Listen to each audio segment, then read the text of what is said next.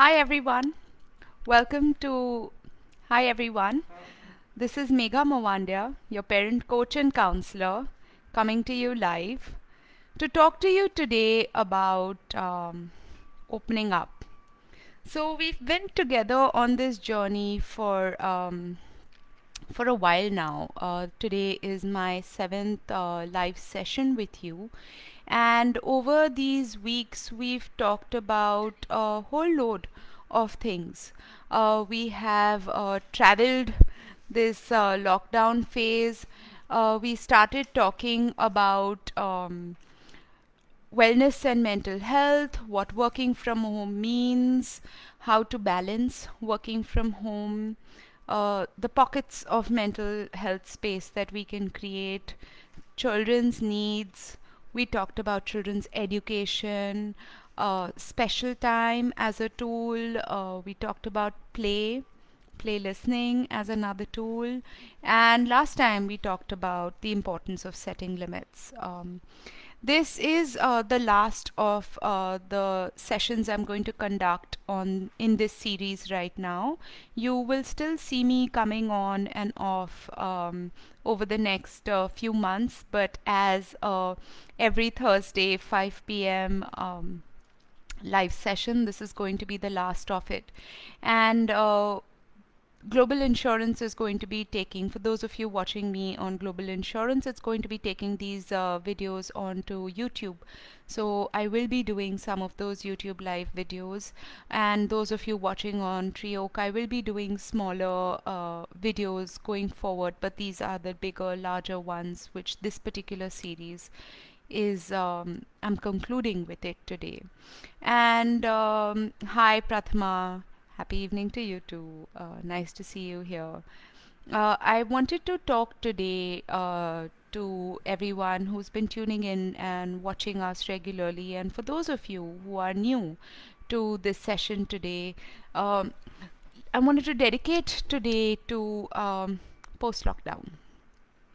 There are parts of the country which have started to open up. There are countries around the world which have started to open up. So in England, we're seeing children going back to school next week. In Italy, they've already started going back to school.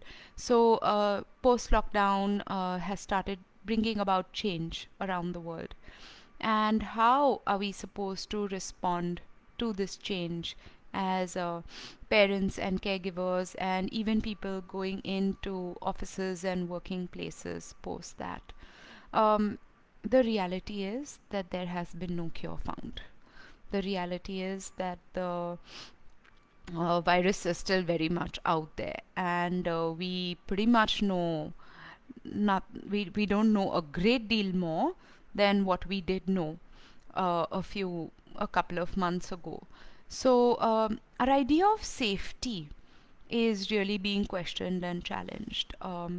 We have spent the last few months talking to our children and telling them about how going outside is not safe.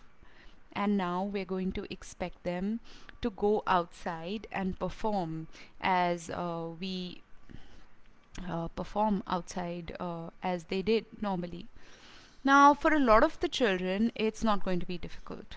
They're really going to pick up where they left off. They're going to go out. They're going to play. It's really like nothing happened. And this talk is not necessarily for those children. But the reality is, you're not going to know till you're in that situation whether your children needs that scaffold or doesn't need that scaffold. So it's good to be prepared so you know what to do if your child is experiencing that anxiety when they go out. There are drastic measures, and there is a change that has come about in life as they knew it, which is going to continue to remind them that this is not safe.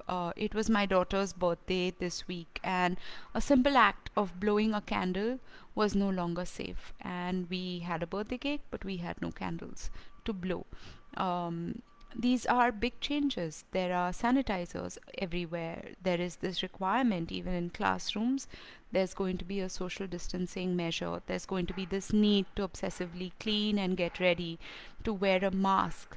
There are changes that we're going to see in normal life as we knew it before, and life as that's going to continue now. So, how do we respond to these significant changes and make sure that our children are not getting too damaged by it in this period?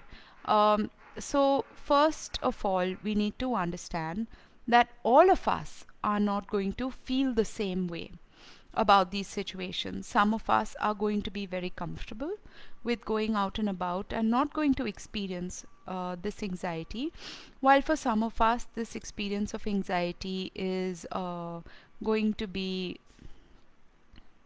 uh, this experience of anxiety is going to be very real, and we need to give each other space as various members in the house to experience what we are experiencing, whatever that experience might be.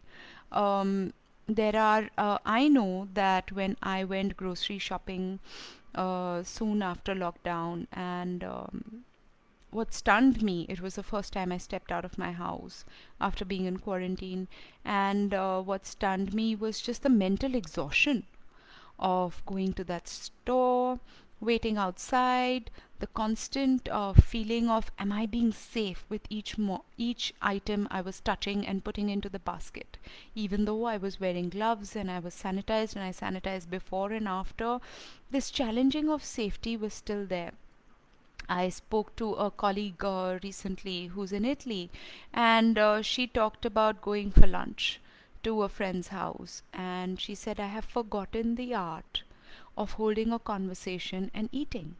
It was extremely exhausting and extremely disorienting to be in a social setting after 3 months of lockdown. And when they know still that the COVID cases are still going around in the country, and now we have believed to have had some sort of a herd immunity. So you're not being told you won't get the disease, you're being told that we're prepared for you to get the disease, and the healthcare system will take care of it. So, these are very difficult times in which to pretend things are going to be normal and going to go back. What I'm going to suggest over here is going to be a series of solutions which people have co created across the world. So these aren't purely from me, they are created over discussion with various members in various parts of the country, world, and based on experiences many people are having. So, first is we need to see what distress is going to look like. For parents, it's going to look, for children, it's going to look like refusal to go to school, clinginess in the morning, increased tearfulness, maybe they won't sleep too well just before school, and this feeling of feeling sick, stomach aches, headaches, and any other ache related to muscle tension. So if you remember, for many of your children, stomach aches for school is not a very old not a very unknown feeling, it's a familiar feeling, and that's what we're looking at a repeat of. It's actually the stress playing out. We might also see hyperactive and withdrawn behavior in the children. We might see a lot of defiance and very easy distraction. And it's easy for us to think of these signs as being naughty, attention speaking, because it's easy to bottle to slot these signs into that section, but actually it is a sign of trauma and anxiety, and it needs to be addressed and it needs to be taken care of. So why is this happening? Because every messaging, hi Lalita, nice to see you. Hi Roshni, welcome. I see you're watching. So everything that we have signaled to them over the last couple of months has told them through modeling that there is danger, and this danger is invisible, and their brain is swamped with this understanding of danger, and what is in charge of clear thinking and reasoning is on high alert. So their body is responding to threat, which has been cemented into them.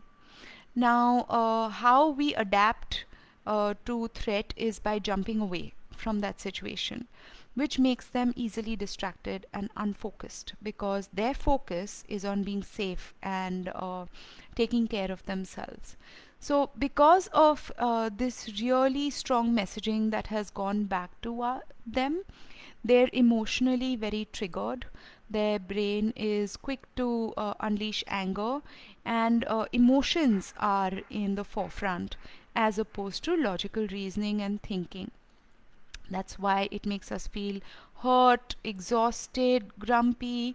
And this is not really unique to just children. We as adults are also going to feel or are already feeling stuff like this. Um, there, there is so so this is the reality. This is what is going on for the children. So what do we do as a solution? There isn't any one great solution because each of our responses is going to be different, and what we can do based on our situation and environment is going to be significantly different.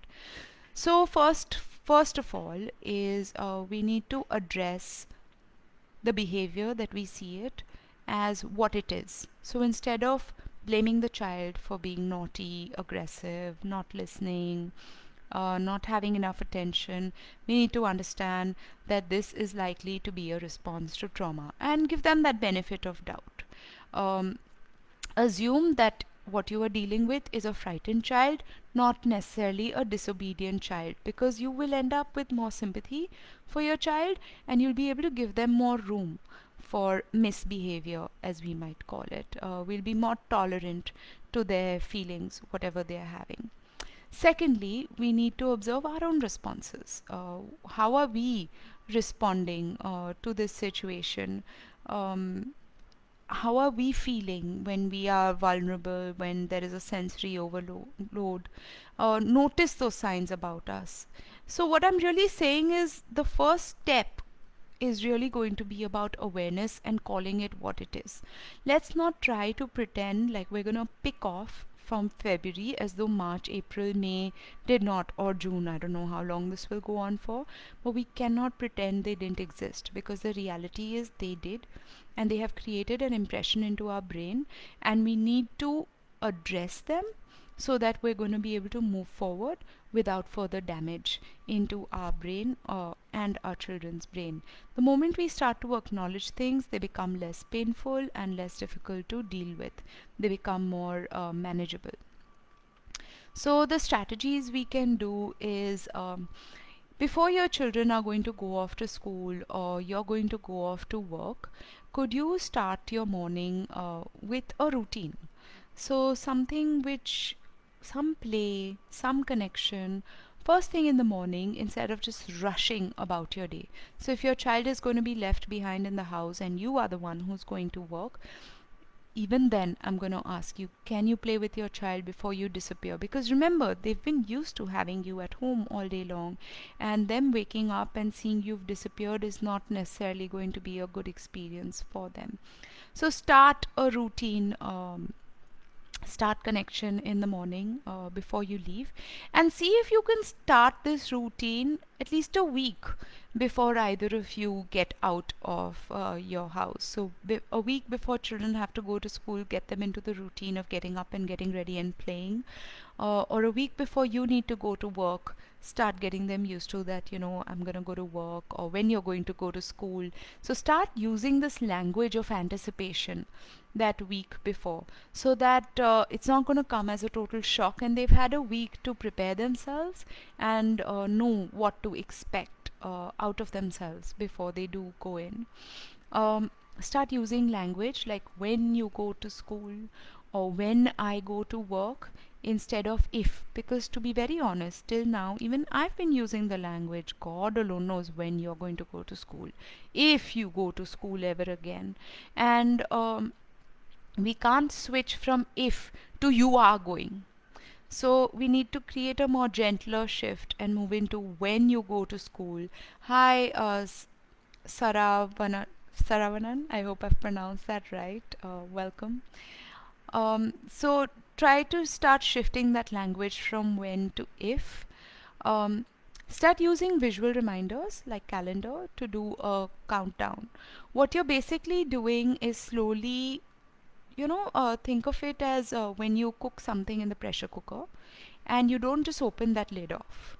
Because if you were to just quickly open that lid off, um, it, it, it, the pressure will likely make the lid go push and the food isn't necessarily cooked the way you want to.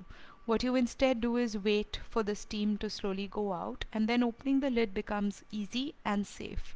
That's what we're doing. This pressure cooker is these feelings of anxiety that we have contributed to and built over this last couple of months, and we want to slowly release this pressure. So shifting this language, showing them a calendar, doing a countdown to school starting, building an excitement, maybe even visiting school, so going out on the streets. I know I took my children somewhere in the car, and they were so anxious to go in the car. They kept double guessing my husband and my decision. They kept asking us, what if this happens? What if this happens? So, even though we thought that we had done a good job of protecting them, they were experiencing anxiety. However, the second time I took them, the anxiety was much less because they had seen for themselves the difference it was to go out, and there were certain forms of normality that they could relate to and experience outside, because right now it's like a movie for them. God knows what's going on outside. So see if you can take them out and let them familiarize themselves, show them school, maybe visit school if they have to, or drive by your office if it's allowed, of course, in your locality. But give them a sense of safety of out is not necessarily unsafe. Um, do remember that transitions are going to be hard. So if you intend to just leave and be able to walk away, try to create buffers for any transition time for them, because they're going to be challenging. Thirdly, how about giving funny names to feelings? So when I went grocery shopping and I talked about feeling cloudy, and I said, nothing was making sense, and I was feeling cloudy, and I needed to come home and sleep because it was so cloudy. So use words like shaky, fuzzy, spinny, gurgly, cloudy. They're funnier words. They're less serious than, worried and angry and upset and anxious. And they're very relatable for children. So it brings in a little bit of mystique and a little bit of fantasy to it. And it's great language building, of course, but it's good for them to start connecting these words to feelings, so that they don't feel alien to them. They have words to describe. So talk about how you feel when you go out or experience something, and they'll be able to use that language in their experience. Also, definitely check in with children and ask them how are they feeling, what are they expecting, so that you can fact check and tell them what is what and what is not. Definitely problem solve with your kids. Ask them to come up with some solutions. It doesn't feel safe to stand at the bus stop to go to school. This is completely fabricated. Yeah, I don't even know if buses are going to open.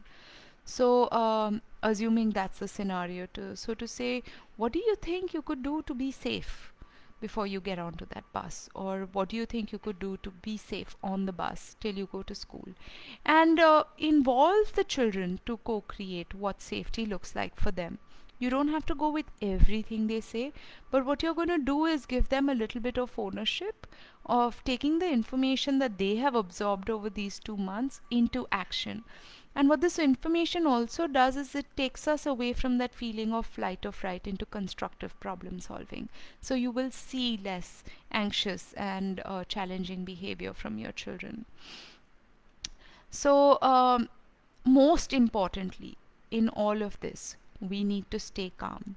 A lot of us, even though the things are opening up and we might have to go back, are still going to be feeling anxious and not safe. We need to address these feelings. We need to build buffers for ourselves. We need to find the help we can to work through these feelings, because for many people it's not a choice, or the choice is a very significant difference that we're going to have to accept in our life. So keeping that in mind, we definitely do need to work on our own feelings, because our children are like sponges. They're going to pick up whatever we're feeling very quickly and immediately, and not going to be able to uh, overcome those feelings of anxiety for a longer time, which might prove damaging for them. So, these are some tips and tricks that I can share to handle your children and yourself post lockdown.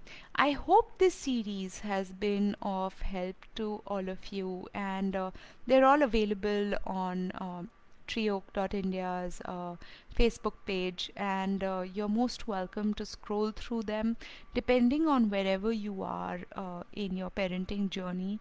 To be very honest, the suggestions that I have shared are not specific to this COVID situation. So, whether we are in lockdown or not, you're going to be able to adapt these tools into your everyday life and take care of a lot of challenges that you might be dealing with otherwise.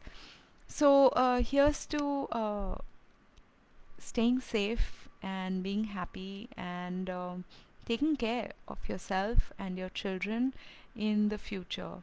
I hope to see you all again in some form or the other, over some of the videos that I might do on Facebook, over some that I'm doing on Instagram, or even in YouTube live. So stay tuned in.